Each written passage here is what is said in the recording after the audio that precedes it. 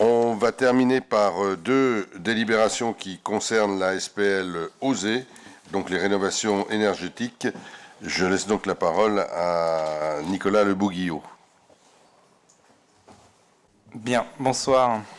On ne dit pas que les derniers sont les meilleurs des fois, non? Forcément. Oui. Alors là, sur la délibération 31, je vais faire très rapide. Je suis allé chercher l'essentiel, puisqu'il n'y a a priori rien de nouveau, étant donné que l'on discute d'événements qui se sont déjà écoulés, puisque c'est l'année 2021. Je rappelle juste que la commune d'Annemasse a donc engagé une démarche de rénovation thermique de son patrimoine bâti, ici donc Nelson Mandela et le centre de la petite enfance. La délibération avait été prise au 30 janvier 2020 de confier à la SPL OSE un mandat de maîtrise d'ouvrage en vue de réaliser des travaux de rénovation donc dans ces deux bâtiments que j'ai déjà cités.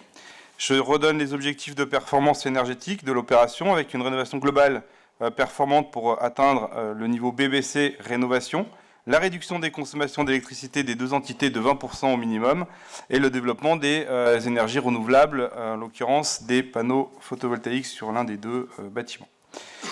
Alors, pourquoi donc cette présente délibération? Parce que dans le cadre de ce mandat, la SPL OSE produit un compte-rendu annuel à la collectivité qui répond quand même au doux nom de CRAC et qui est transmis au conseil municipal et qui va donc présenter notamment le cadre contractuel, l'état d'avancement de l'opération, alors au 31 décembre 2021, et à ce moment-là, parlant de l'année 2021, on avait notifié le marché.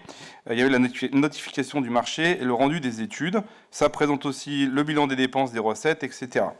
Le budget prévisionnel comprenait plutôt l'enveloppe financière prévisionnelle à hauteur de 2 150 000 euros TTC et une enveloppe complémentaire de 90 000 euros TTC. On va y revenir dans la délibération donc, suivante. Les étapes à venir, le démarrage des travaux à la maison Nelson Mandela en 2022 et leur achèvement en fin d'année. Travaux CPE étant prévus en 2023. Alors, il y a eu donc un changement, puisque suite à des problèmes d'approvisionnement de matières premières, qui n'ont pas été que ici, qui étaient nationaux, les travaux ont dû être modulés et ceux portant sur la maison Nelson Mandela seront essentiellement faits l'année prochaine, c'est-à-dire en 2023, avec les changements des parois. Voilà. Il est donc proposé au conseil municipal d'approuver ce CRAC, produit par la SPL OSE, dans le cadre de sa mission de mandat à maîtrise d'ouvrage. Voilà pour cette délibération.